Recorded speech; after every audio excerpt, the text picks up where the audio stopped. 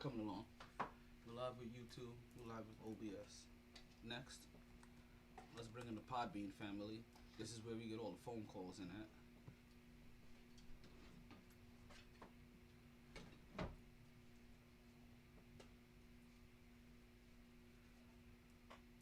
There we go. Let's start that Podbean. And then, let's bring in the real magic. And let's go straight to the website. MyT Sports.net. Now that we got Instagram up, we got the YouTube flowing, we got Podbean in the house where everybody can join the podcast at. I guess it's just time to start the motherfucking show. Think it's ready? Yes. It's definitely that time. Alright. Let's blow these horns so that we can go ahead and get the world popping. Horns? Horns? Fuck up my goddamn horns. Technical difficulties? Please do. Really? Holy shit. Give me 1 second, guys.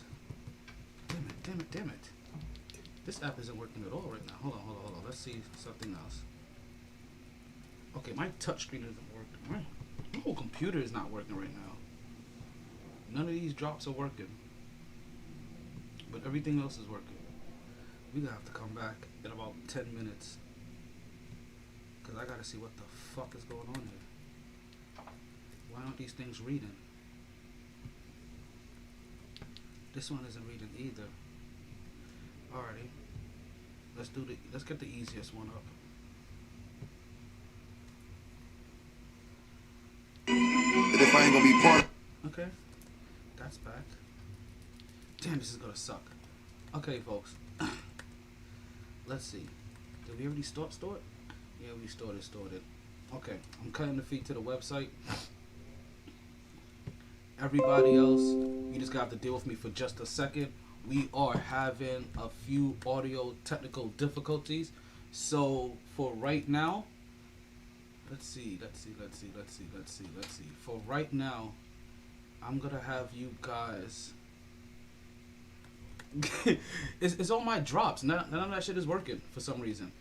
Like none of them. I'm gonna have to reload everything up.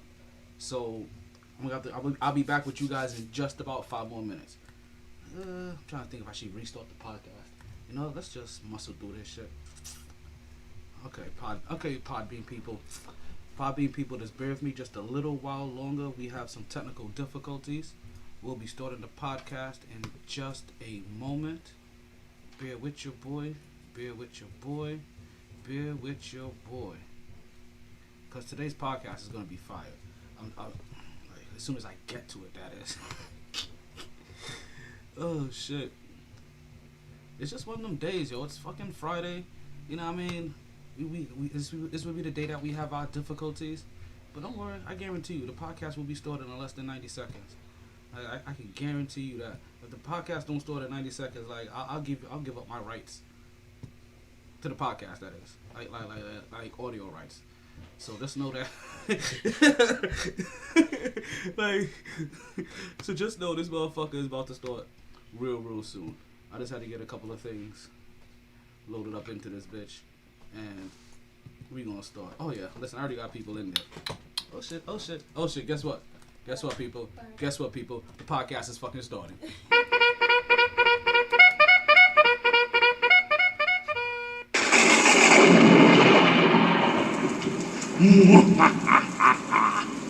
As Metro's Mercury grade approaches, I shall create the illest podcaster known to mankind.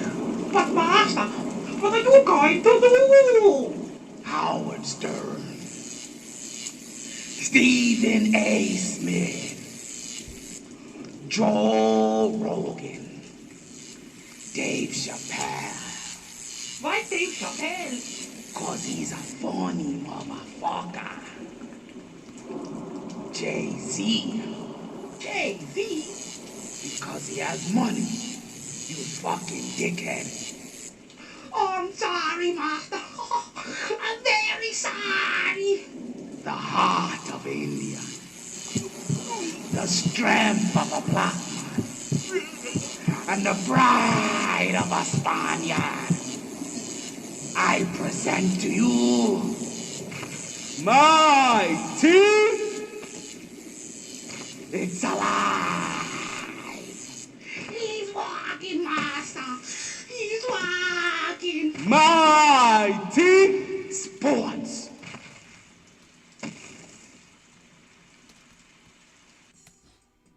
Oh shit, I guess it's that time again. You guys ready for this? And here we go.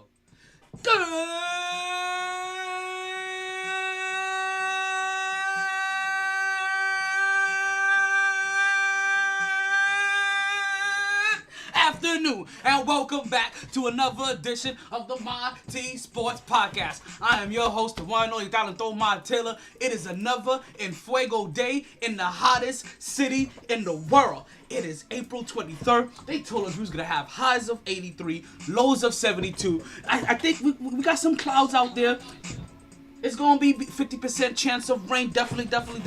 Look like we got a packed room already. Don't forget, folks, the phone lines are already open. If you're listening on the Podbean app, the phone lines are open. Call up whenever you're ready. Listen, we got a lot to get into today. We're going to talk about Bryant. We got LeBron's comments to go over. We're going to talk about the crooked cops that are out there. We're going to get into some phobias, right? We're going to get that Knicks talk. You know we stay with that Knicks talk.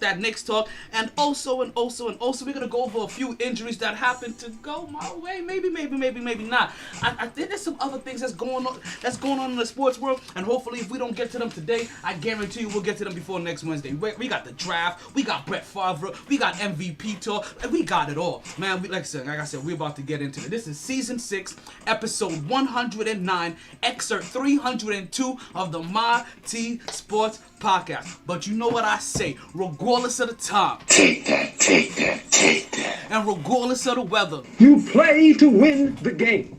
Hello? it's always a good time to talk some sports. I'ma stir this shit the fuck up. So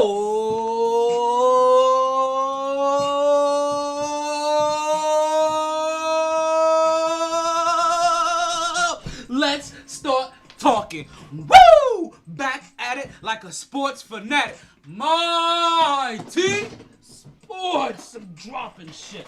Yo.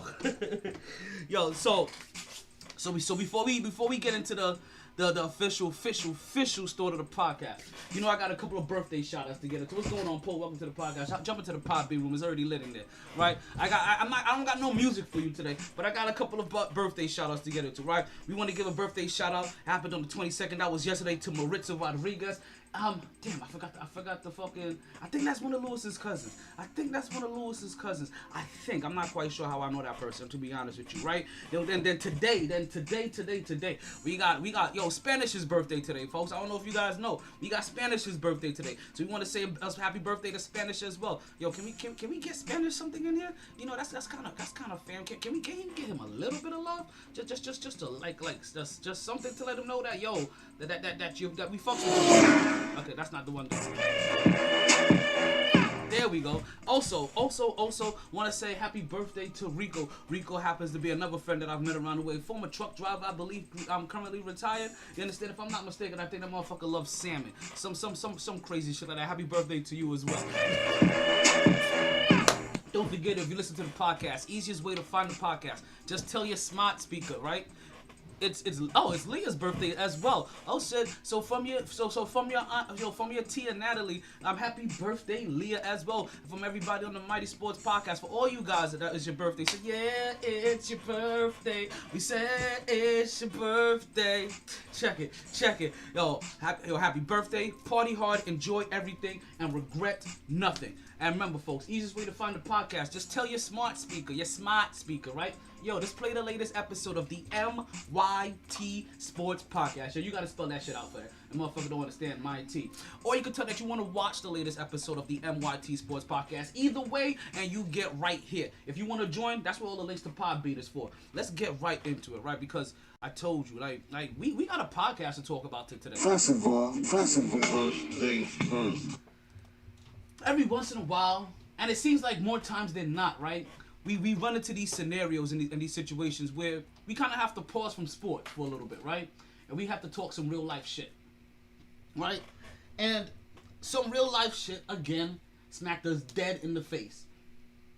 Now, this is one of those things that it's just really bad timing, to be honest with you, right? And if you guys don't understand what we're talking about the shooting of the teenager Ma'Khia Bryant by police officers. I think that she got shot, and the reason why I say it was bad timing, she got shot by police officers, I think it was the day of the George Floyd verdict, right? And the George Floyd verdict that sent his murderer Derek Chauvin to jail on all 3 counts for I think about like 75 years, right? It happened to happen that day, and of course when that happens, initial reaction, vitriol, explosion. Oh, this same shit again, right? Another one. Oh, you couldn't even give us a fucking day to. These are all of the things that came about. And remember, the phone lines are open whenever you guys are ready to call in. And really, what it was very much so bad timing than anything else. And I really mean that, because when you look at it and you really break down the film, like we're sports peoples here, right? I'm at the show. I had to do some trickery with that shit. Right? Like we're sports fans here, right? So if we really break down the tape, he didn't do nothing wrong. Technically, he didn't do nothing wrong. He saw a threat. He warned that threat several times. That threat was about to take a human life. That threat has been neutralized, which is what you're supposed to do. Now, there's different forms of neutralization. Now, I get where a lot of people still say, even when they hear this, why is it always deadly force? Which could probably be the only thing that you can probably say to me is like, hey, why did it have to be deadly force? Why didn't they tase her? Because they had the opportunity to tase them. Because we've seen police officers being lunged at by other individuals with knives before, and those individuals have been tased, pelleted, and taken into custody with their lives. So that's where I can still see some people's point. Why is it always deadly force? Because we've seen, if you're trained to de-escalate, if you had time to warn 4 times, you probably had time to tase. But did the police officer do anything wrong? Technically, by the book? No. What they did wrong was have bad timing. When they did it, when the country was 100% on edge, and we're watching one of the biggest, like in your time, right? I have people in the room as well. So some of your times. Sorry, I have my girl in the room as well. My bad. So in other people's, in some people's timelines, this is the biggest open case that you've ever witnessed, right? And while that's happening, the same day, bam, and of course, all you hear is headline: 16-year-old girl shot, 16-year-old black girl shot by a cop. Day of the verdict, and it sends half of the country into a frenzy, and then it sends the other half into a country into defense mode, because there's half of them that they never see a problem with cop killing, so they're automatically in defense mode, and then you have individuals that when you watch the tape, you see that they did nothing wrong technically, but have bad timing. Or, if you want to really say anything, they could have not used deadly force. If you had that amount of time to warn and give that many warnings, then you had enough time to not mistake your gun for a taser, and you could have pulled out your taser and tased them. We see we have a call in the room now. We got you on the line. I know we was talking about this earlier. Briefly, and I was telling you this. I was earlier and yesterday. We talked about it yesterday. Briefly, yeah. Remember when I had sent you that clip on Instagram?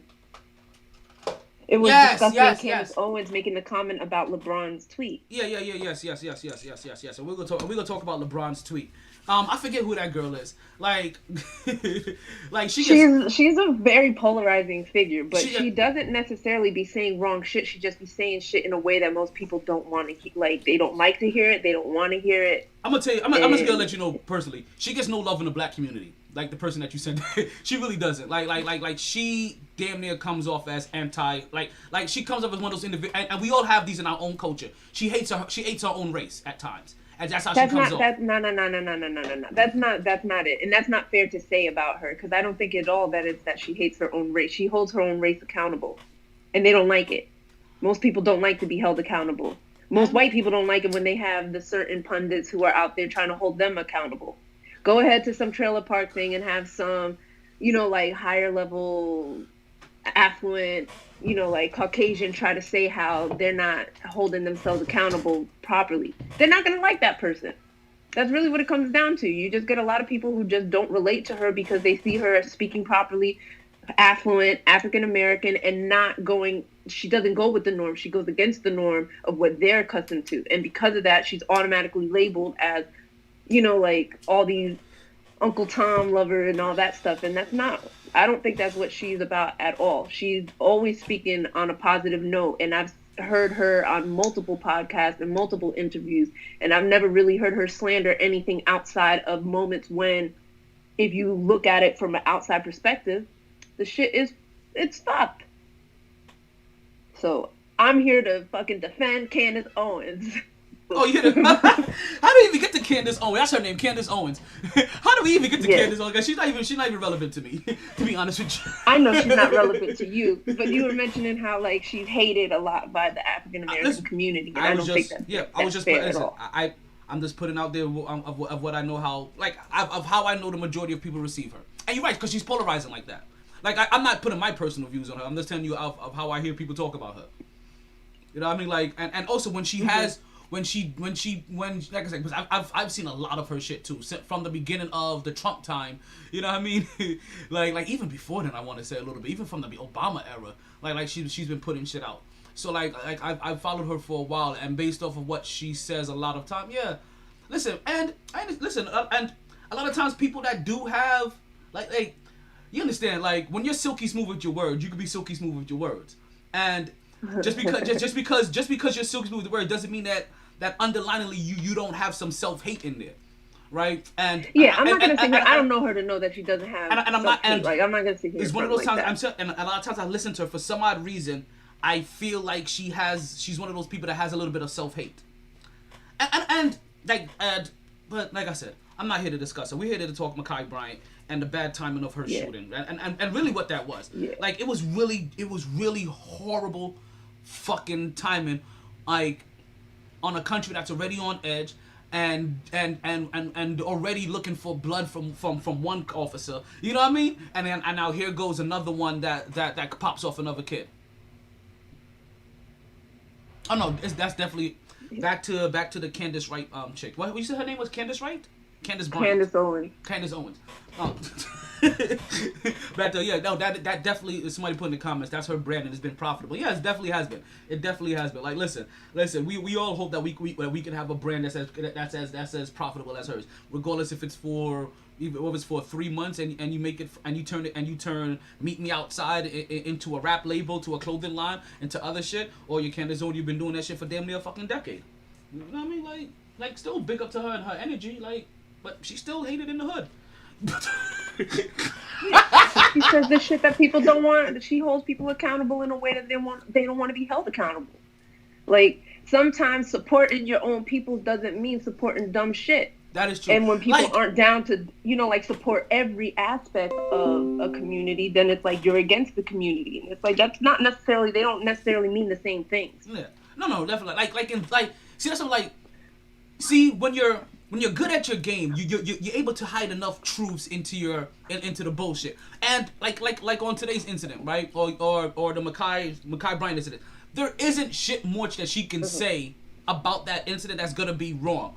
Except for, I guarantee you at some point in time, she's going to use this to tie into other past incidences and to try to justify other police shootings of other individuals and she did do that in that video, which I didn't agree with. So like I said, so when you're silky smooth with your shit, you do shit like that. Like when you get with the listen, when your tongue is good for gab and also good for the lads, you know what I mean? Like down on the Rue Brooklyn Zoo, this is what I do. Like I said, my words are silky smooth too. You understand? Like so, like when it's like that, you find that way. So you throw that reel and you capture them. Which, like I said, is not too many places she could be wrong here. But then she can't. But then she throws in that little hook. That bait was slightly tainted. You know what I mean? It wasn't just regular worm. That worm had a little poison pill in there, and that's what she does. She throws that little and then that's where she gets that. So that's when okay. I'm feeling you. Wait, why the fuck you go? It's like I do with sports sometimes. This you just say? It's like I do it with sports, and I do it with the sports figures sometimes. Like I do it with the great LeBron James. You understand? The king with the rings. I'm sorry, he's open with the rings. You know what I mean? On his watch, he stops nobody. You get a ring, you get a ring, you get a ring, you get a ring. Everybody gets a ring on his watch. He ain't stopped nobody. But so as we talk about LeBron James, the great LeBron James made some comments about it, right?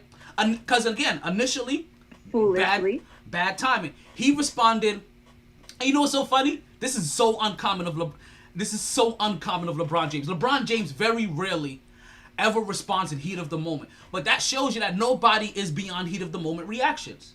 And in the heat of the moment, he fell into exactly what I said earlier. Country on edge, already waiting for a verdict. And on the same day of that verdict, you catch the headline: police officer shot black teenage girl. And he put out a comment, said that you're next, #accountability. Yeah. Now, being real stupid though. And that's before he knows any of the facts of the case. And, exactly. And not for nothing. So he did not take accountability to educate himself before trying to put a fucking, witch hunt on an officer who was literally out there doing his job. He did his It's job. not fair. Like now LeBron needs to take accountability, and he because you can't slander an industry that most people don't want to be a part of anyway, but everybody has a comment on how people should be doing their job. Well, because they're all crooked. But they're not all crooked. Stop it right now. Listen, you know my philosophy. Until the good ones feel comfortable and are brave enough to out the crooked ones, then they're as crooked as the crooked ones. At worst, at very least, they're fucking cowards. And if you're a coward, you don't need that job anyway. Nah, they don't get the publicity that they deserve. When cops do their job right, ain't nobody out there showing videos of how them handling and de-escalating situations properly. Everybody's real quick to show the clip of a video when something gets out of hand. That's the job. And all that. What you mean? I'm sorry. Job, but what I'm saying is everybody got a job where there's good days and bad days. And if you only ever see when shit goes left, then you get this assumption that that's how it always is. Those good and cops that's what it is. And still need to be able to comfortably and frequently out the bad ones. And those good ones, we never hear about the cops out and the bad cops in their precinct, in their state, in their I guarantee you that shit would make news every fucking time. They're too cowardly to do it. And I can understand it. It's because the person that you're trying to out is a trained killer, and you know that he's a trained killer that could probably get away with murdering your family. Because you've seen him get away with murdering innocent people. Also, not only on that part, but isn't kind of like brothers in arms? I'm not an officer, and I did not serve in any military fashion, so I really don't know. But I'm just going off the assumption, we all family here, and we got each other's backs. To an extent. I don't know what that... To an extent.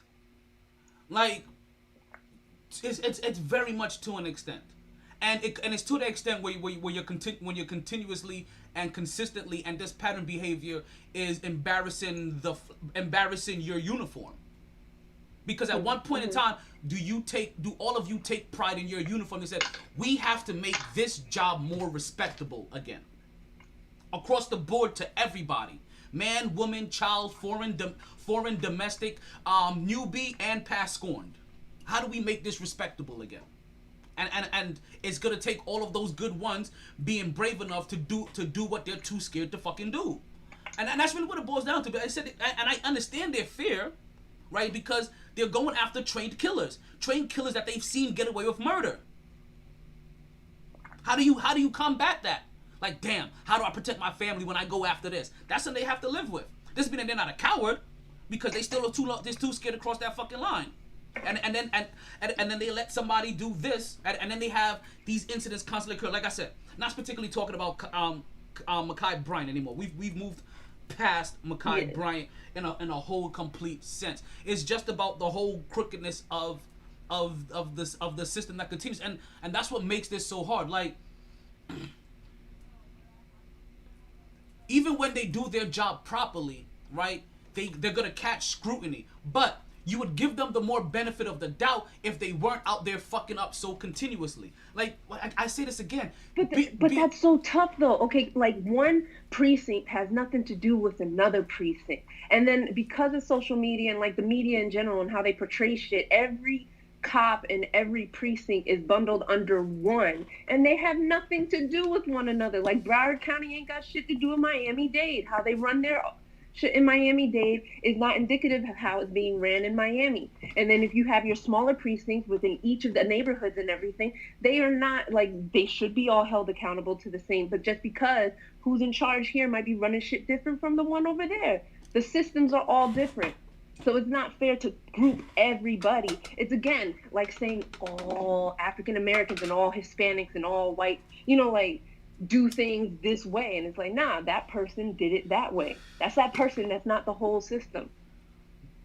That is not the whole system. But then there's something wrong in the system when you still have somebody that has 29 offenses still on your force. That's a system issue. Of course. And that's a consistent system issue. That's a whole other. And those are the individuals. That's a whole other. But see, that's a whole other thing in itself. But that ties in though, because it's that individual that has 13 infractions, 29 infractions, 32 infractions, 14 infractions. They're the ones still out there mistaking their gun for a taser. That's them. See, cause like I said, all right, time out. That dumb bitch, that's a completely different. No, but see, we agree on all that. But this happens. But understand. But okay, you call her a dumb bitch, but she has a record. She has a past. She has 29 infractions on her past. You realize that when you do catch the cop that is doing this is not their first infraction. They end up having a record a mile long, longer than the person that they're killing, that's being highlighted all over the place. Yeah. So how does that person have 29 infractions and keep their job? Again, I get back to the point. How does anybody have 29 infractions and get their job? Because coming from the military, we couldn't get that far. You couldn't have 29 infractions on your job. I see baby Kardashian on there. This is somebody that I used to work with selling warranties. We couldn't have 29 infractions selling warranties and kept our job. Fucking Carl would have got rid of our ass. You understand? Like, it only happens there. So how do you consistently can be that incompetent at your job and keep it? And that's where the problem also lies. So that's another systematic problem that they have. There's too many bad systematic problems in the whole entire police force to even make it the way good. how you broke that down, like, there is the place where people should start addressing it. You know, like, where it's like everybody got problems, ain't nobody got solutions. How do you come up with a good solution of that? How do they implement something? And you know me, I've talked about a solution here on the podcast. I'm sorry, you shouldn't pass 5 infractions. Like, first of all, you should not be a street cop. You should not be a street cop immediately. You should be behind the desk for at least 2 years doing processing paperwork from other good cops. Like that should be the first thing first. You should see how shit is worked on paperwork first. Then you go hit the motherfucking streets. And if you get 5 infractions, and I'm being very fucking generous by saying 5 infractions, you no longer need to be on the goddamn streets. Your ass needs to be behind a desk for another 2 to fucking 3 years. You need to be taking you need to be checking in on sensitivity classes every 3 months. You need to be like they have you do with probation. Oh, you need to check in every month with your probation officer. Well, every 3 months you need to check in with your psychiatrist. You need to check in with sensitivity training. You need to check it with gun control. You need to check it with all those other training, because you need extra training. And if they have another incident after that, I am sorry, you do not belong in the streets. And now we're trying to figure out if you belong as a police officer. They shouldn't be on there with double-digit offenses. I agree. And as you break that down, like, that's a legitimate option. Like, that's a legitimate solution. That's something that can be implemented and should be implemented, because rather than saying let's defund the police, which is fucking stupid and all of that, no, how about y'all figure out how to implement what you had just mentioned? I'm glad you brought defund the police. That makes more sense. Because I have even changed my view from defund the police. Because you know what? No. We need to give the police more funding because you know what? No police precinct needs to say we don't have funding for psychiatrists. We don't need funding. We don't need funding for sensitivity training. We don't have funding for body cam. And also, let me add this: the moment a police officer body cam goes off, they need to be charged for tampering with evidence immediately. That is tampering with evidence because well, now what if it accidentally goes off? It don't matter. No. You know if it actually goes. Listen, tamper of evidence. That needs to be one. I'm guilty until proven or innocent until proven guilty. That first charge when your body cam goes off, you're guilty for tamper of evidence. Prove to us that something else went haywire and have somebody inspect that motherfucker thoroughly. Have IT do an inspection of that shit. But the moment that body cam goes off, tamper of fucking evidence. No ifs, ands, or buts about it. Just like how they say, the moment you refuse to take a breathalyzer, we're charging you. You're technically guilty. The moment your body cam goes off, tampering with evidence. All right, I can dig it. I got solutions. Listen, I can dig it. And well, for instance, in like the most recent case that you started out with this girl, like from the body cam, a lot of people had their opinions on all of that stuff. But then when the neighbors started releasing their security footage cameras, you see a little bit more of what's happening. Sometimes the body cam doesn't necessarily give a full view, and once people have their own opinions on what they think is going on, like it doesn't matter. You could see it and it still wouldn't matter if it goes against what your preconceived notion of what's happening is. And so like in this particular instance, like you see the security footage and all of that, and it's like, I'm like, I hope this man does get his due justice as far as like his name is being slandered, which is unfortunate. And I'm sure he got people coming for him. It's unfortunate. And that part of our system needs addressing as well. Because the media is out here really gunning and putting people like at the rate it's going, it's like mayhem and anarchy, and not necessarily in a good way.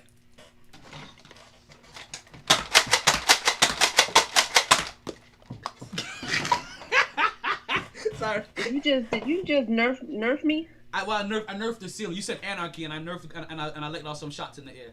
Listen, yeah. I told you I loaded up the most basic soundboard today, so we're gonna have. So this is gonna be one of the pure podcasts that I've had in a while. And it's good because I want nothing cut in this bitch. Oh man, no, like I said, we all know it's a tough job. Like let's not be completely like we all know it's a tough job that most people would not sign up for. But when you do sign up for it. You put on a uniform and you take an oath, and once you do that, you're held to a high like they say, oh, athletes and all of these other people in the public, you're held to a higher standard. You're held to 18 years old, coming out of college. We gave you $7.4 million. You're held to a higher standard. Suddenly, you went from eating fucking rice. Some of these motherfuckers go from having dirt floors to now all of a sudden $7.4 million. You're held to a higher standard. You understand? You were oodles and noodles. You like for fucking years to try to get by. Now held to a higher standard. But yet these police officers, the motherfuckers are supposed to serve and protect and actually set an example, ain't held to a higher standard. You have to start holding these motherfuckers to a higher standard. Yes, I agree. And this also brought me to something else, right? Because I was on Facebook earlier. As you know, when things like this happen, I'm on Facebook, and I see the people that have the anger, right? And I like to see the anger on both sides. I really do. Because you want to get both aspects. Like I said, during the president election, I was getting text messages. And donation requests and emails and all kinds of stuff from the Democrat and the Republican Party. Like you have to know what all sides think. Listen. Like, even for people, even if you don't like them, if you have an enemy out there, know what your enemy listens to. Know what your enemy likes. Know what the fuck they do. Like, why the fuck you want to be blindsided with or some shit your enemy brought up to you for all of us? Like, damn, I didn't even know he had that in his arsenal. Then that's your dumbass for not researching your enemies. And I said it on purpose. Enemies. Okay? So, I saw something today, right? And I saw that Somebody was really heated about this, right? I'm gonna leave their name out of this because that's irrelevant. But somebody was really heated about this. But they got to a point where I had to correct her, and it was like, and they said something very specific, something very specific, right? That I'm gonna highlight here, right? That if you think that police officers wake up wanting to kill black people, then you're fucking stupid, right? And some other things, you're fucking stupid. And I went in on this. And some of them might though. While she said a lot of great things in her point, right? Like, if you came at my kid, I would fucking shoot you. If somebody was coming at my kid, I would want the police officers to shoot them. You know, she made a bunch of great points in there. What I was fully addressing, what I wanted to address was that fucking stupid part. And I told her, like, no, full facts. There are a lot of black people that wake up every single day that think that police officers want to kill them, or at very minimum, ruin their day. Based off of how police officers have, based off of their own past interactions with police officers, how they've seen police interactions, and how the whole police force was created, and the whole Jim Crow law, and all of it. There's a lot of reasons why a lot of black people will think that police officers are waking up and wanting to fuck with them, right? And let's just say necessarily kill them, but let's just say fuck with them, right? And then a lot of multiple generation police officers bred from hate. Because, like I said, you have police officers that are full blown racist. Let's not act like it. There are police officers that are full blown racist. So there are police officers that really wake up like, I want to kill a black person today, or I want to fuck up a black person today. Oh, let me see a black motherfucker today. You know what I mean? Like, so let's not act like that. So that does exist. But then I started making me think even more, right? Because I mentioned that. And then it made me think of the exception is not the norm. It's not the full norm, right? It's not the norm. But I can see why people will think this. Like I said, when you add Jim Crow into that, when you add in a lot of people's belief that majority of the KKK just became police officers, when you've seen their interactions and you've seen them murdering and you've seen the harassments, if you've grown up in certain neighborhoods, grown up through the 80s and 90s, or you know what I mean, you've seen, like, I know what I've seen. I know what I've dealt with. I know I've experienced firsthand. I know what has happened for people I've talked to. I can see that natural fear of police officers, which brought me to phobias. I started thinking about some shit. I started thinking about phobias. Do you guys know what the fear of spiders are? You know there's a phobia for that, right? Arachnophobia, right? This is simple, right? You know that there's a fear of clowns, right? Coulrophobia, right? This is always one of my favorite one growing up as a kid. Coming up through adolescence, like I said, I have perverted thoughts everywhere, right? Do you know that there's a fear of the number 13?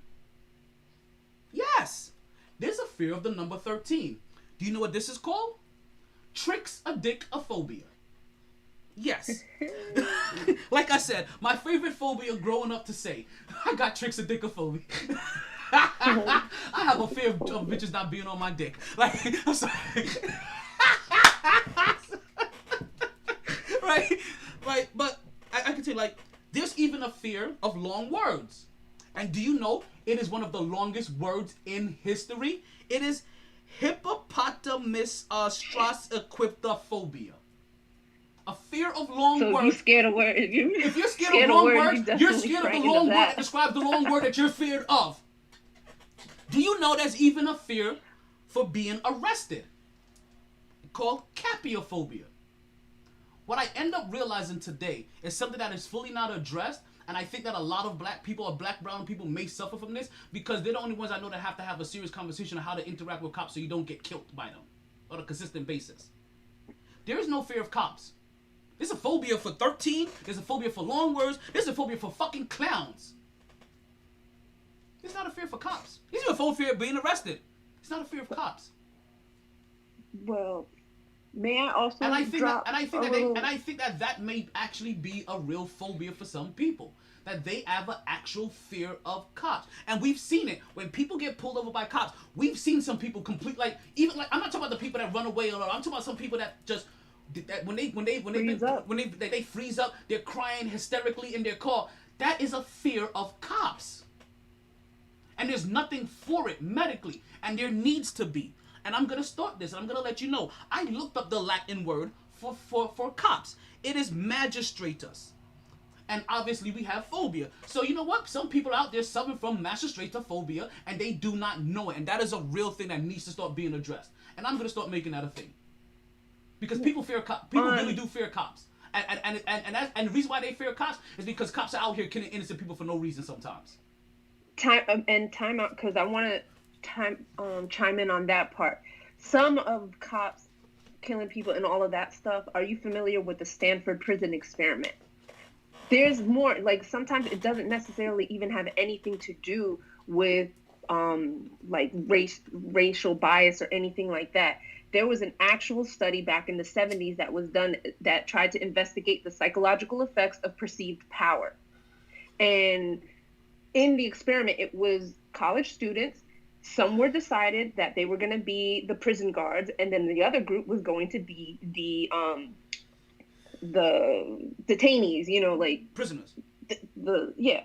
And within that experiment, there was a genuine psychological like switch that went off, and some of the prison guards behaved like they were just they themselves probably would never think that they in those circumstances would behave in the way that they did, but just because they had this perceived power due to their title, their behavior changed. And that happens with, you know, that happens too, like police officers. Not enough people understand that is also something that takes place. Like sometimes you could be an employee and then you become a supervisor. You are not the same person you were when you were an employee. Yeah, we all know Some that of person these that becomes officers you know that person that's a great employee, and then when they become a supervisor, they're the biggest dick in the world. Like, yo, I thought this motherfucker was cool too.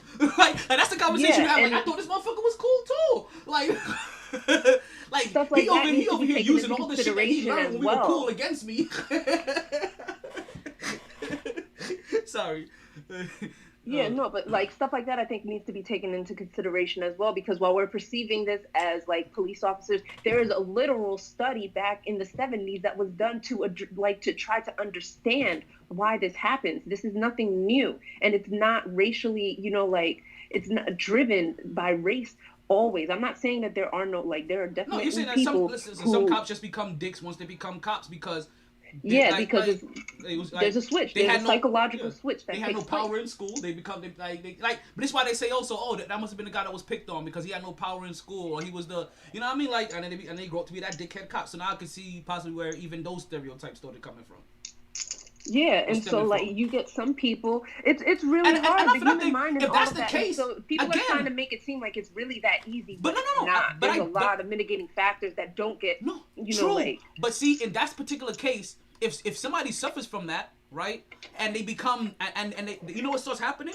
You can become unfit for your job, and it's okay to say, hey, you know what? You're no longer fit for your job and fit for your position.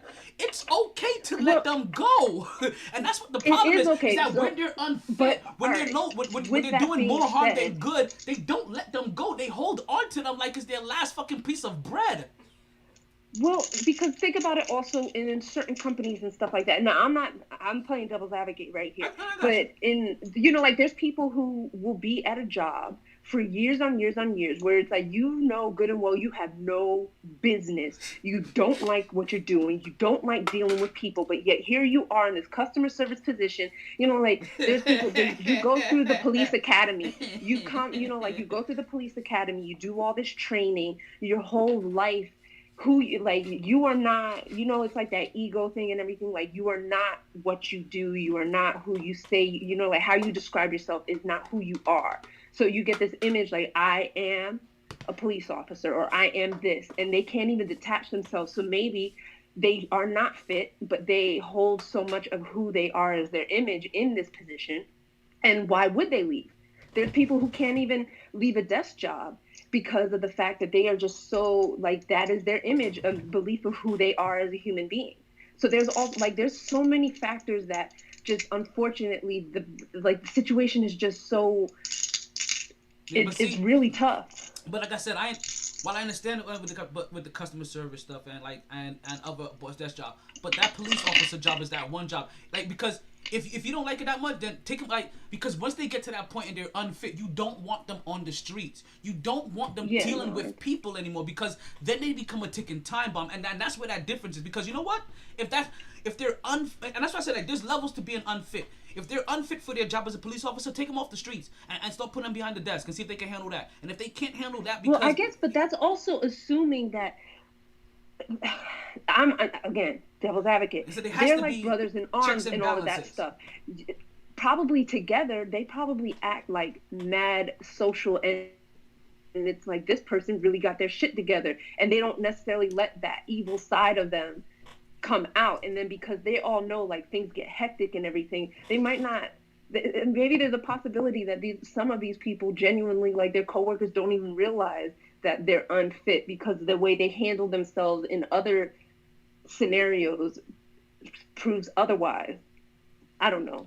I mean, I know what you're saying, but at some point in time, like I said, it comes out, and it comes out several times. Because like I said, we're not here complaining about the people that have shot. Listen, you know what? I'm gonna tell you something real. We're not even complaining about the people that this is their first time I'm shooting somebody. Like, we're not talking about anybody where this is their first infraction. Like I said, the people that we're talking about, by the time they cross news lines, by the time we hear about them, this is double-digit infractions. These are these motherfuckers that we're talking about here. Like these are, like I said, that person that did it once, I guarantee that person that did it once, if you take a life accidentally that first time, you are super precautious every other time after that. Like I said, in the military, we have trigger-happy motherfuckers. We send them to infantry. And when those motherfuckers fuck up in infantry, they take a gun out their hands. I'm sorry. We do this in the military. When we see motherfuckers become unfit, you know what you no longer could do? You no longer get the right to your weapon. Period. You can't train on it. You can't qualify on that bitch. You can't even look at that shit. You are stripped of your weapon the moment they start thinking you're unfit. You can't qualify on that bitch. They take that gun out your hand. I'm with you on that. I'm just saying, like, so there's not enough checks and balances, I believe. And what happens is that there's not a uniform check and balance that has to be followed every single time. Like, their guidelines are a little too loosey-goosey. And nobody likes loosey-goosey. Well, I guess because shit. the situations are real fluid and nuancey. Like, no situation is ever the same. Like, when you're dealing with people, there are so many variables that take place that it's really hard to have a guideline that covers every single scenario. Like, sometimes there's a little thing that needs tweaking. Nah, I believe that you're better trained than most police officers to deal with unruly people. Until my ass is dealing with them all the fucking time. But you were. Maybe I might run up on a situation where I pull up a little trigger happy. I don't know. But you were. I really don't know. Natalie, like, I'm not gonna sit here in front. Like, I don't have days where. But Natalie, you were dealing with unruly people. I do remember this. I was paying you then. I was wasn't paying you, but I was running your claims. You was being bit by patients. You were having your hair pulled. Yeah, come on now. Yeah, but that's different. Those are children, and I knew it was the job I was getting into. Exactly. If I was dealing with people sometimes, but exactly. No. Like, I try to take it into consideration. Sometimes your mind gets fucked. When I worked in the ER in the hospital, I became desensitized to certain things because it was just every day you're seeing wild shit. If you're out on the, if you're out in the streets and everything, and you're dealing with terrible, like, domestic abuse, child abuse, like rape, murders, and all of that stuff, over time, I'm pretty sure your idea of, like, shit just, it wears on you. And maybe you think you got it handled until you run up on a moment when it's like, in that quick second, you might not do the best that you possibly could any other time, because we're not the best, we're not our best selves 24/7. There's times you could be at a job doing the same thing for 15, 20 years and you do it flawless. That doesn't mean that there's not days throughout that those years when you didn't show up at 100%. Yeah, there's days we hold people accountable for the accidents that they happen, but like, accidents happen and again, when it becomes a life loss, the stakes are much greater. But it's like, I feel like we have leniency in so many things, but we take for granted, like, these are still human beings. These are still people that are flawed. And at the end of the day, their job is still to keep everybody, like, they're still committing a selfless act when they go into work, because they don't know when they're arriving on the scene. Like, for that Michaela thing, everybody's like, oh, she's the one who called the cops. How are they supposed to know when they run up on the scene who's the one who called the cops? They're coming up on the scene because they're hearing that somebody's wielding a knife type shit. Like, there's static, and they show up, and then somebody's coming trying to stab somebody in the neck. They don't know that's the one who's calling. They just see, like, oh shit, somebody's about to get stabbed. Like, and then they get judged for that, like, split second moment, like, decision. And it's there's way too much nuance for it to be that simple. Like, just a little, like a World Star clip. There's too much. You're right, and this is where all of that additional psychiatry training that they need to, that they should be going to periodically. But and like I said, because there's so much nuance, and you can never really tell. This is why they constantly to be they should be constantly evaluation. There should be constant psych evaluations. Like there should be more but done. even with psych evaluations, like you can have somebody receiving psychological, like psychiatric assistance. They could go to a psychologist every week, and the psychologist may even be saying like, this person might be a little unhinged, but they're in there going and doing their work. It's still, there is no amount of help that can help somebody who ain't willing to try to look at themselves.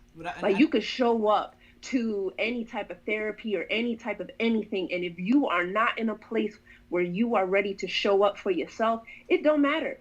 I'm not saying that they shouldn't implement it, because they definitely should, but they could implement it and still people will fall through the cracks, because some of these people are so good at lying, and like they lie to themselves, they lie to those around them, that they believe genuinely their lies. And no amount of anything, if they're not willing to address that with themselves, is going to change that. You're 100% right. But as you said, like, they won't catch them all, but I feel like they'll be able to start catching them, and that's the part. Like, I don't think they have at least catching them more. And so that you start. I agree, and they should be listening to therapists who say like, "Yo, more of these guys off of the street." And like I said, if they may just be better, they may be better trainers, or I don't know if I want them training people, but they may be better behind the desk. They could be better. They can have them do other shit. You understand? Mm-hmm. Like, find 100%. like if like I said, because like I said, if you're unfit for your job. Like start, and really that's what we were trying to do here, is that find a way to start weeding out the ones that are unfit for their job, and start taking weed them out. Yeah, and start getting them out. Because if you have a psychologist that's like, yo, I think you should sideline this person, and then you have you could look at their record and be like, you know what?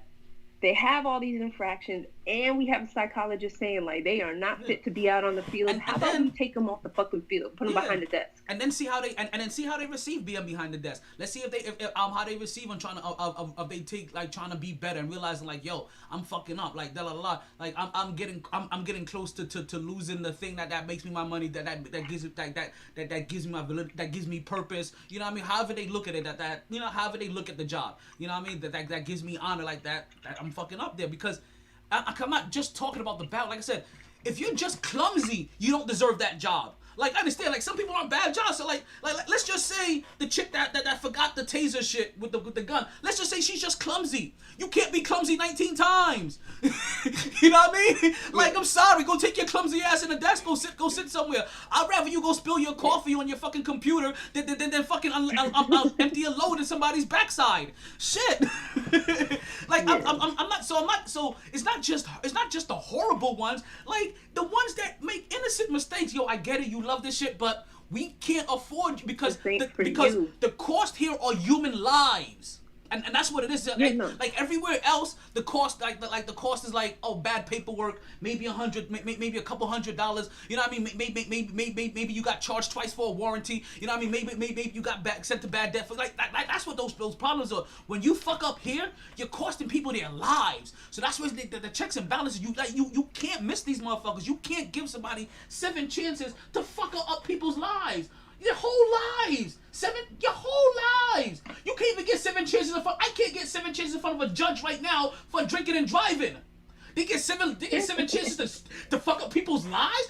Like you understand? My drinking and driving, I didn't have to tell you. I didn't have to kill anybody. The cop could just saw me swerving. They could kill 7 people and be like, yeah, you know what? Let's send them back out there. It was a simple mistake. Simple mistake 7 times. Yeah, no, it's true. It's definitely true. On another note, you want to switch topic to this finance?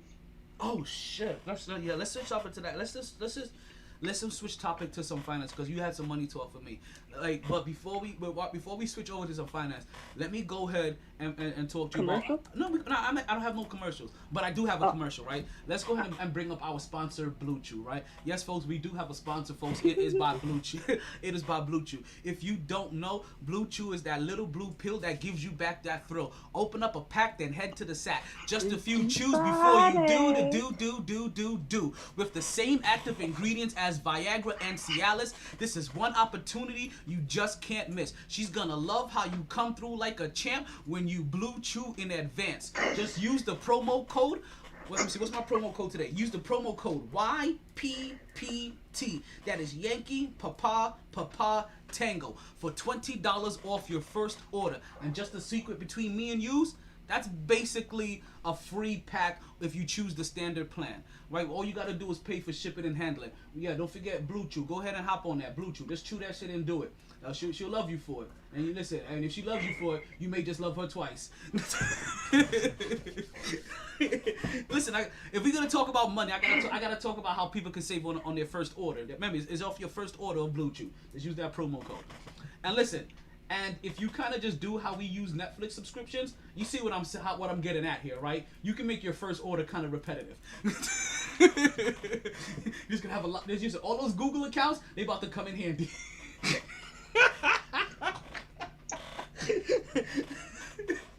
Oh shit.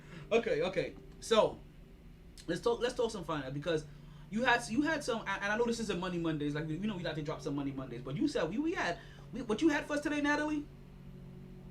Financial Freedom Friday. Oh shit, we got that Financial Freedom Friday. so go ahead, like you dropped some knowledge. You dropped some knowledge on me, and you said like you were listening to something today, and as soon as you were listening to it, you had to pause halfway through. It was like, I gotta call Talon and tell them this shit, which I absolutely love. Like and I implore everybody to get to that point with your friends that become talk money so much that anytime that they get something in the whim of money or in the realm of investment, like they hit you up. Start becoming the access point to where money talk goes. Like it's just so funny because I got a text message this morning about cryptocurrency credit cards, and now I have this information coming from you. So Natalie, my sensei, my yoga instructor, if you're in the New York area ever visiting, go ahead and check her out. When are you actually plug your yoga real quick. Teaching live again. Oh, I'm so happy. Plug your yoga. Let the people know where they can come in for a class at and when. Come into Push Fitness in College Point, Queens. I teach Monday nights at 7:30 and Sunday mornings at 8:30. And eventually, with the good weather, I'm planning on doing park, like at Central Park and stuff like that, courses. So hit me up. Right now, my only thing is Instagram, Yoga of My Eye. Your girl got her LLC for Yomi LLC, so let's see what starts happening. That's what's up. Yeah, she did start her LLC, and that's what you guys know to start your LLC. It is as simple as $150 to get your LLC started. Maybe in the state of Florida, do it. Let's do it. Let's become owners. Let's become business owners and uplift our communities. That is for real. That is for real. So yeah, definitely if you're in the Queens area, you make sure that you go ahead and you get yourself and you go ahead and you get yourself and you check out one of her classes and go stop in there. Or what you can do, you go hit her up on IG and you find a way to go ahead and set up some private lessons and you go ahead and you go start negotiating some shit. Go hit up Yoga of My Eye and get your body right for the summer. Get that summer body out there. You know what I mean? And find Shavasana at the same time. Now go ahead and hit us with that money talk that you had. You this little nugget that you found earlier today.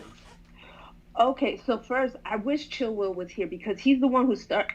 Well, let me not say. Actually, he had made a comment in the money call chat. Chill Will. KJ, call Chill Will. Tell him to hop on the podcast. Call Chill Will. Send out the APB. Send out the alert. KJ just hopped in the room. I see you. Send out the APB to Chill Will. KJ! This is perfect timing, my guy. For real. Yo, send out I just met KJ not long ago, but he really is family. That's baby bro right there. right? Yo, KJ is all fan. KJ is all fan. He's old. He's the same age as my nephew, man. Julius just turned 25. Isn't that how old KJ is? Because Chill Will sparked a money conversation today that Natalie's about to get into really quick. No, not so much the money, but he had posted something about Earn Your Leisure podcast, which is a really good financial talk podcast. They have a bunch of, I've listened to quite a few of them, and they have some real solid information. Okay. I know, yes, that's what, yes. And so, yeah. So that, honestly, yeah, killing KJ. That's the reason why we're trying to get in. That's the reason why I'm stalling to get him in here as well. But no, yeah, KJ's been fan from the beginning. I told you. See, now you understand. Now you fully understand. Oh, that's who sent that text. See, Lewis going. Now you understand how me and KJ, like I told you, how me and KJ clicked, like from like the moment. It was like we was going back and forth, like Jada Kiss and Styles P on like some sport shit, and I was like, yo, you got to come on the podcast. And he was like, I heard so much about him before I ever met him, and I was like, yeah, that's big bro. And then next you know, he actually came through on the podcast, and then he's been coming through ever since. And I was like, oh hell yeah. And then listen, and then it's been growing. Then Mark started showing up. Then we became the 3 Drunk Uncles podcast. And then when Chill Will pops in the room, we become the 4 Drunk Uncles podcast. And then after a while, we just realized that we're just a bunch of drunk uncles. And then Natalie hops in the room, and it's the 3 Drunk Uncles and the Drunk Tia. You know what I mean? Like, Yeah. Tipsy Tia. Tipsy, I like that. Tia. Oh no, she on her round 2 beer. No. As I've gotten older, the Listen, tipsy sometimes part that's all it gets takes. a lot easier. All it takes is 2 rounds of beer sometimes for you these days. How crazy is that? That sometimes, like, that's all it takes. Like, you catch it on the right day. Sometimes all it takes is 2 beers, and you be like, yo, am I really feeling like this from 2 beers? Like, 2 beers? 2 beers? And next you know, you hear Darnell in the back, 2 beers? Drop them gems. I'm trying to watch. So let's drop the gem. Podcast of Actually, so it was Earn Your Leisure podcast. They were having a discussion. If you want to look into it, it was one of their interviews or podcasts with the Budgetista, and they were just basically. I like watching stuff that has to do with budgeting and paying off debt and like all of that stuff because I'm still trying to fix my own shit. However, they stumbled. Even in the book Rich Dad Poor Dad, like a lot of financial books, when they start speaking about assets and liabilities, they also mention leveraging debt. So debt isn't necessarily always a liability. Now, I have no experience with this yet. I am paying off my debt, so it is a major liability for me at this moment. However, T had mentioned before, like earlier last year, he had made a comment about, because with investing, you could see how sometimes you're able to literally double your money. And if you get good enough with investing and have a better eye and understanding, it's not that there's any guarantees, but when you learn how to invest properly to where you're hedging your bets under multiple investments, or maybe you just have enough experience to know that something might, within a time frame. He had made a comment, T had made a comment about, because of the way how he was flipping money last year, if he had taken out a $10,000 loan, he would be able to invest that $10,000 in the same way how he's been investing 75 and flipping it and 100 and flipping it. If he had did the 10,000, it would just give him that much more money leverage to flip. And so in the podcast today, the man had mentioned, because they were talking about like good debt and bad debt, and that not all debt is bad debt. And he had made a comment leveraging, if using a credit card, like sometimes you can transfer debt into a credit card. Like if you open a new card, you can transfer your debt, so then you're not paying interest anymore on, like for a certain amount of time, you're not paying interest on that debt. He mentioned that most people, I myself included, did not know this. You can, let's say in his example, he was mentioning opening up a credit card with a transfer card up to $20,000, taking that money and actually transferring the $20,000 into your account as cash. And he didn't go into how. He just said that most people don't know that you could do that. And he had mentioned, like, so getting a credit card, $20,000, transferring it into the account, and then investing it. And because there's no interest, he's like not paying any interest on that for 12 to 18 months, he had mentioned. I don't know how it would work for anybody else. That's what he had mentioned. And in within that time, doubling it. So now in the 20,000 turned to 40,000. He had borrowed the 20,000. So now he's paying it off, giving back the 20,000, and he still has an additional 20,000 that he earned, like that the money grew itself. So from this $20,000 loan that he got from the credit card, he was able within 12 to 18 months to flip it to 40,000. He pays off the 20,000 without having to pay any extra additional interest. He still has 20,000. So now he just made, with no money out of his pocket, $20,000. He borrowed money from the credit card, basically, paid off the loan because you have to pay it off. But in doing so, he now has $20,000 to himself that he earned by investing the money.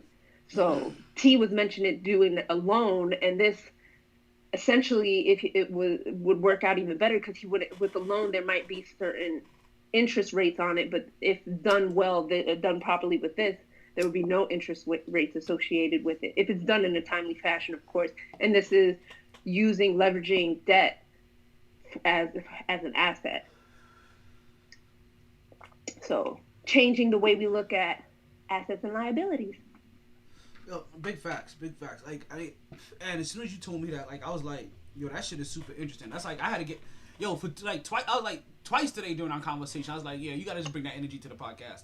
Like, we can't deprive. Like, this is one of those things that I felt like we needed to have fly on the walls for this conversation. Like, this is one of those conversations that can't go by the wayside without having other people hear how we gonna talk about this. Cause like I said, now we've been having these discussions about life, everything life, for a decade and a half now. So the fact that we could literally say like it's almost 15 years basically, gosh damn it.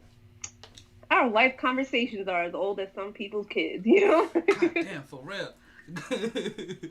Shouldn't that dude, shout out to that dude finessing the system legally. No, facts, like, because when he said that, when Nat told me that, it really, and she was telling me that, I played it for T so that he could hear it directly out of the horse's mouth, because I'm not a financial advisor, and I didn't want to mince the words, and it sounds too good to be true. So because the first thing because when you first explained it to me, my first thought was like, damn, so he's gonna be pulling the cash out of his credit card. But when he said that, for 18 months, even cash advances are interest free, I was like, oh shit, so that's basically like a loan for your cash limit in that dollar amount.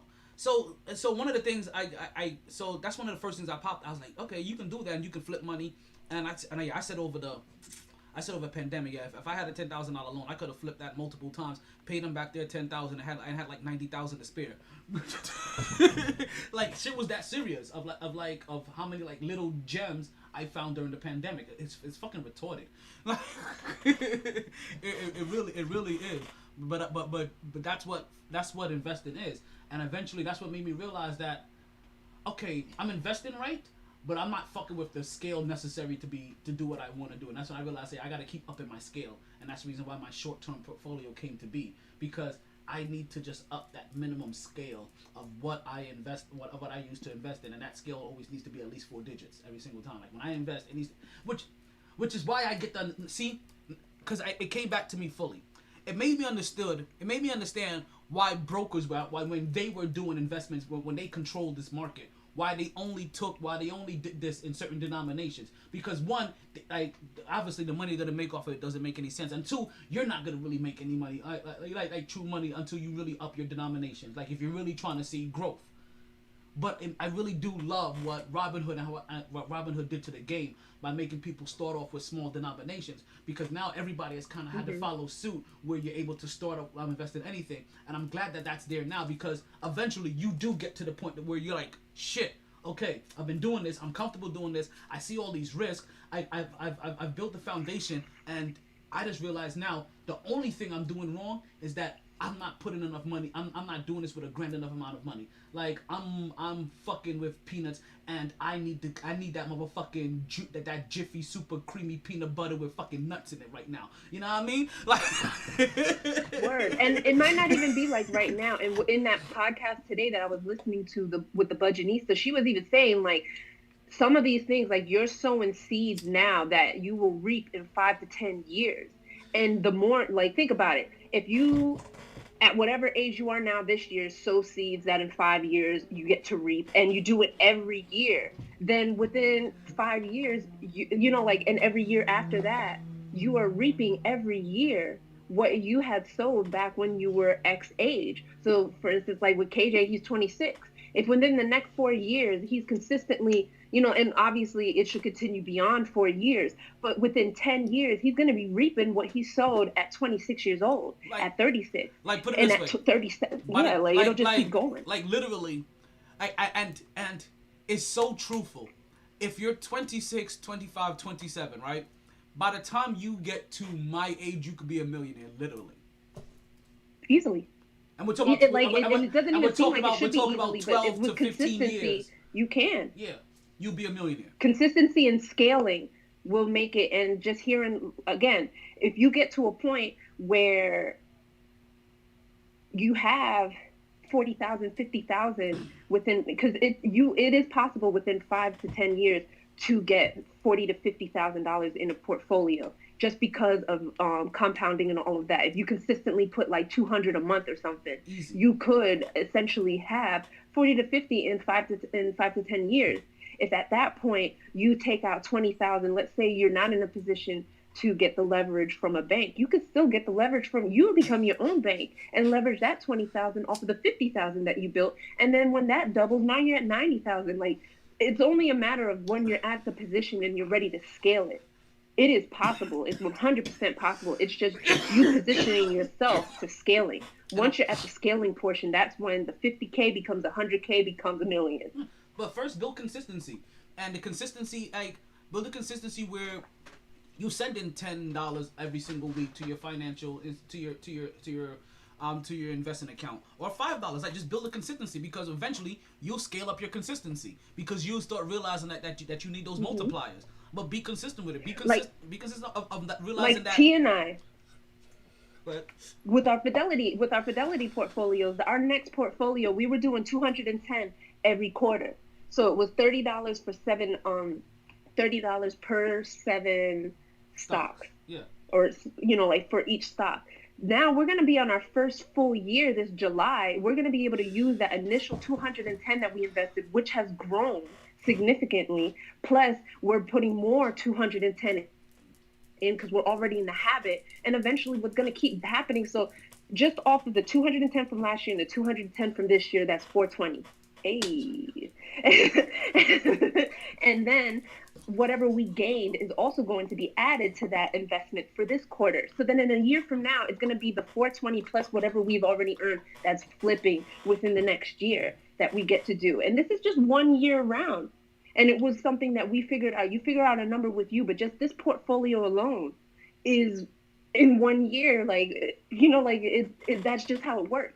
But you have all your you system in place fans, and you keep just going. Keep feeding it and feeding it and feeding it and feeding it and feeding it. And eventually that motherfucker's gonna be fatter than a bitch. You be like, yo, like, I'm gonna need a barrel to walk around with this bitch, yo. Tell you, NWA niggas with assets. It's gonna get to the point where we're putting 210 into each stock rather than we started at $30 per stock. It's gonna get to the point where we're putting 210 into each stock. Exactly. That type of scaling makes me happy. Listen, man, money talk always makes me happy. Listen, if you listen to the MyT Sports Podcast your first time here, I really do appreciate it. As you can definitely see with the podcast, we talk about everything, whether it's real life situations. Definitely, we're gonna talk about money, and we're gonna get into some sports. We got some Knicks talk coming up for you, with you guys in just a little bit. We're gonna wrap up this money talk in just a second, but we were definitely gonna get that in, because you told that shit to me, and it blew my mind, because like I said, like it literally dropped in. Oh no, there's no drops today, KJ. Like, today's a very pure podcast, right? today's a podcast. There was audio issues this morning, so we had to just get it running on the fly. Yeah, and I had a full room immediately, and I was like, fuck it, let's just run with that shit.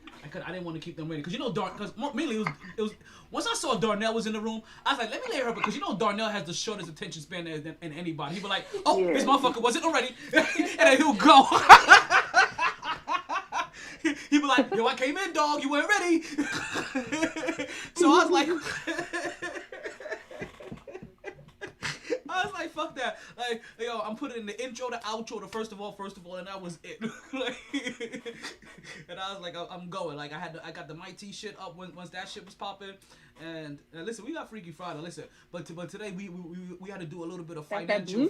That's that Blue Chew drop with the Freaky Friday. Yeah, we dropped the Blue Chew. The YouTube, but listen. Yeah, no, I know you heard it. Actually, you know what? Since KJ brought up Freaky Friday, don't forget your Blue Chew promo code YPPT to get yourself $20 off your first order. If you play your cards right, that's basically a free shipment for your first order. All you gotta do is pay shipping and handling with the promo code YPPT. Don't worry, folks.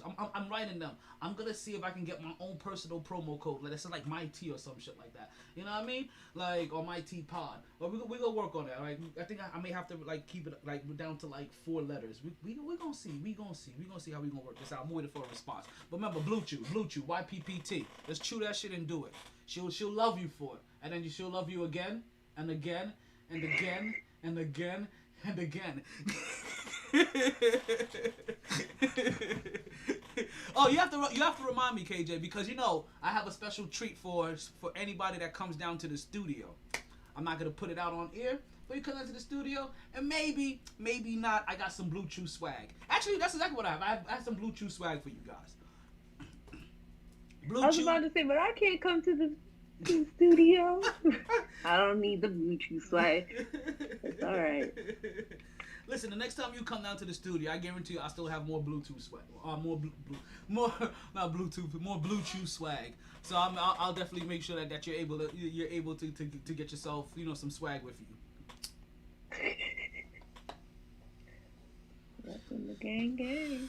You just need someone to test it on. Oh, listen, listen. Like, I used to know a person that used to be in the business of being able to get you individuals that can test on, but. Look at that, KJ playing basketball. Yo,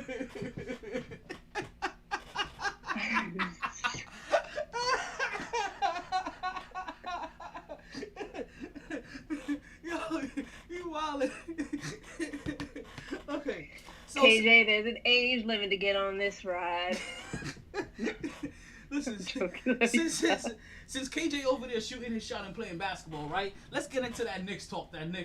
You know, we stay with that Knicks talk, right? And currently as it stands, the New York Knicks are 33-27 and infirm. And when I say firm, we're talking Blue Chew firm, right? They are in firm place they're in firm position of fourth place, folks, as they are currently on a 8-game winning streak. All I can say is We're streaking! Who's streaking? all the Knicks fans. There's more coming! We're streaking. Everybody's doing it. I forgot. I'm on air. I don't give a fuck. We're streaking. I don't give two shits. I'm by myself. You know what I mean? Like, it's just me and my girl up in here. So I'm listen. Fuck that. I don't give a fuck. Like, you guys want to listen? I'm streaking. The Knicks are streaking right now. I'm doing the rest of the podcast topless.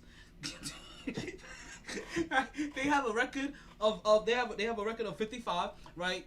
Like, that's .55, right? They've won 8 straight games. Their last victory was against the Atlanta Hawks, folks. And listen, and if you feel like, you know what? You might pass me my chains. I feel a little naked without them. I ain't gonna lie. Like, it gets nipply in here. And as you guys can see, yes, I do have my nipple pierced. All right, actually, can you guys see that? Is the camera on the nipple? There you go. Let's give you guys a little nipple action. Listen, I am 100% comfortable in all of this chocolatey brown skin. Don't you get it twisted. Like, listen, if it was just completely inappropriate, I would have gotten completely naked for you guys already. Right, so okay, let's get back to that Knicks talk, right? The New York Knicks beat the Atlanta Hawks recently, 137-127, in a thrilling game that went into overtime, right? Leading scorer in that game amongst all players was Julius Randle, as he put up another 40-point game on their bitch asses, shooting 11 for 21 from the field, 6 for 8 from 3. He was 1 for 2 from 12 for 13 from the free throw line, grabbed 11 boards, getting another double-double, going beast mode on their bitch asses, right? 6 assists, and again with the fucking turnovers, B. Every fucking time I look up Julius Randle's fucking stats, he has fucking 4 turnovers. I swear to God, I feel like he's the... I haven't looked it up for the league, and I'm going to do this by the next show because now I'm just completely fucking curious, right? But I swear he has to have the most turnovers he has to be up there as some of the most turnovers for the league. I really think that he is by now. Like, there's just way too many turnovers that he has. Like that shit is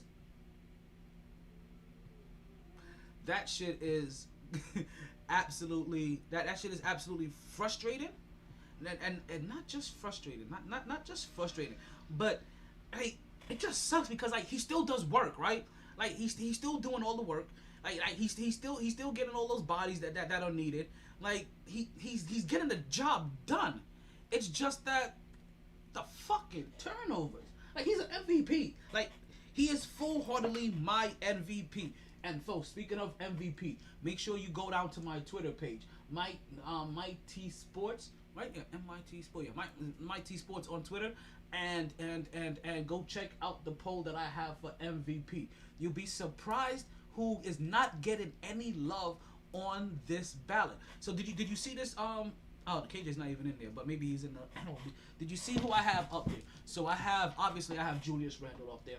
I have Joel. No, I have Nikola Jokic. I have Chris Paul, and then I have some Jazz player, possibly Spider, right? And yeah, I figured that you was there. It's not in the call.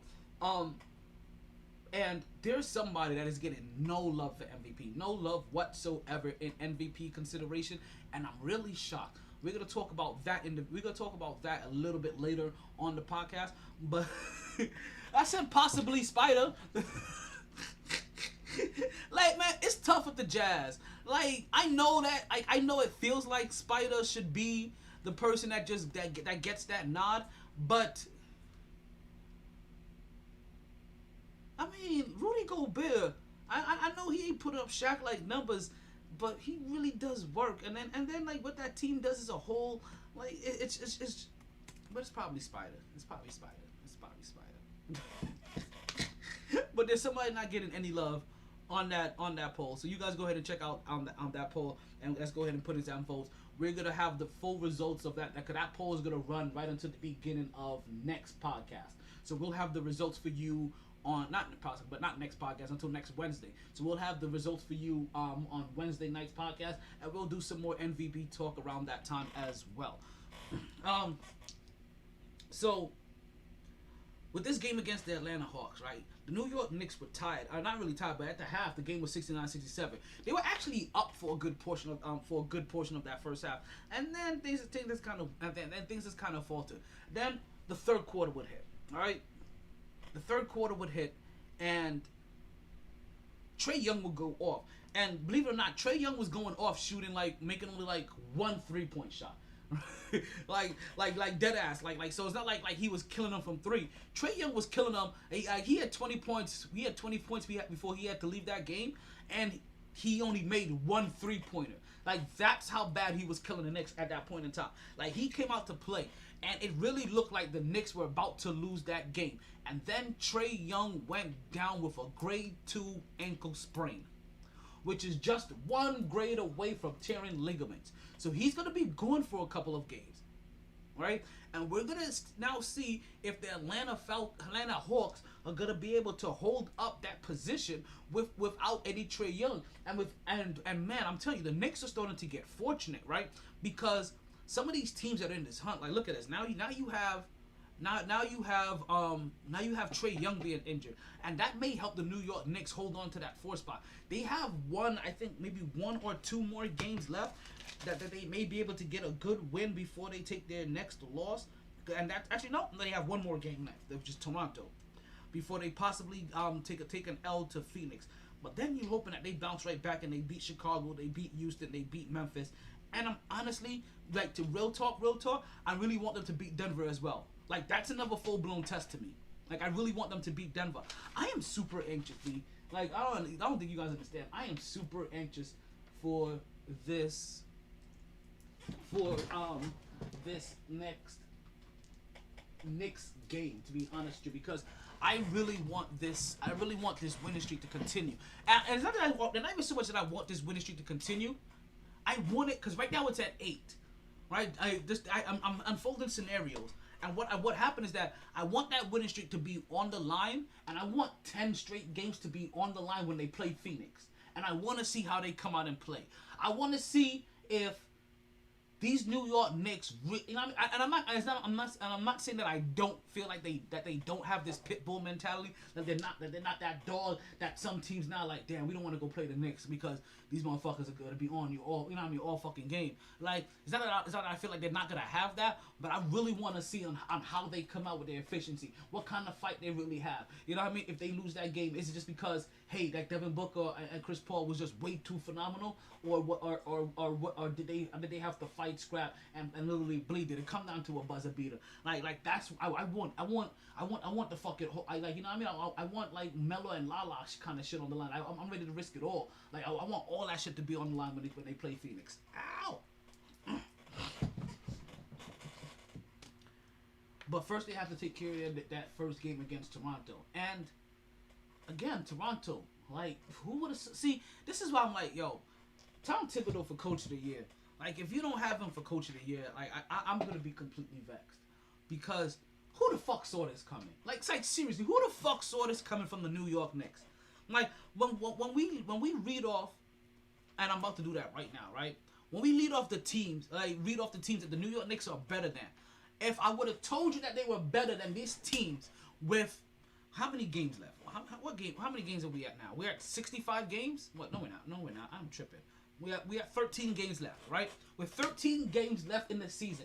If I would have told you that the New York Knicks are better than the Atlanta Hawks, the Boston Celtics, the Miami Heat, the Indiana Pacers, the Washington Wizards that has Bradley Beal and Russell Westbrook, you understand? Better than the Toronto Raptors, and even possibly better than the Orlando Magic, you would have thought that something catastrophic happened to all of those fucking teams for the Knicks to be better than them. Like, they all lost their best player. What I just read off. I read off, what is that? 1, 2, 3, 4, 5, 6. Let's put Chicago Bulls in there. 6, 7, 8. 8 teams I read you off to. You would have thought that there was a fucking Achilles tear pandemic going on. You understand? Like, you would have thought I would have reading you 8 injury reports. 8 out for the seasons. Like, coach, like, listen. If you're unwilling to give Julius Randle MVP, but are at least willing to acknowledge that, yo, he's one of the most improved players in the league, and he should possibly get most improved player of the year if he doesn't get most valuable player of the year. If you're willing to at least say that, oh, he should at least get a vote for MVP. Oh, if you're willing to say, like, goddamn, the Knicks are on 4th, then all of that is because of Coach Tibbs, and nobody saw them being this far ahead. He deserves to be Coach of the Year. Julius Randle deserves to be player of the year. And honestly, I wish there was a way for us to face Milwaukee in the first round, because I guarantee you, I'm telling you this right now, if the New York Knicks played the Milwaukee Bucks in the first round, we would whoop that ass. I think I'm done here. I just want to see them play their next game. Somebody play my outro so I can stop rambling. You guys have a wonderful weekend. Enjoy. Freaky Friday. TGIF. Hashtag BDE. Sorry, B. I tried. Y'all go to BlueChew.com. Promo code. All the bandwidth in the world couldn't keep me contained. YPPT. No lag. No lag. Love you Gonna too, share bro. my talents with Podbean Live. Always knew I'd take the pod there. Just a lot later than a lot of listeners thought. Last of the real gabbers. Well, maybe not the last. Munchkin got good mic skills.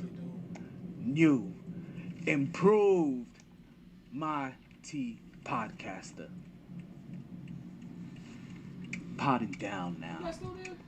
I know you guys are going good. Last call for drinks. Bars closing. Sun's out. Heard the casino got a buffet breakfast. Don't want to go far. Wild night. Tired, B. Tired. MyT Sports. And on next week's podcast, we're going to talk Brett Favre and him being a complete asshat, and how he has completely fallen out of my good gracious. We're going to talk MVP, and we definitely going to talk draft. We're going to have a draft party Thursday. I may even go live, just for some bullshit, completely on Podbean. You guys won't get this anywhere else but on Podbean. Maybe a Podbean live draft exclusive. Holla at you, boy. Enjoy your motherfucking weekend. I'm out of here. I thought you said that before.